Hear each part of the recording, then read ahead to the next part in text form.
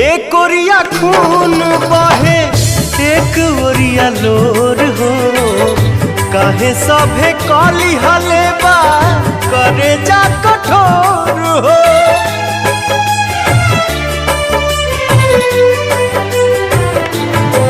एक ओरिया खून बहे एक ओरिया लोर हो, काहे सभे कली हले बा करे जा कठोर हो।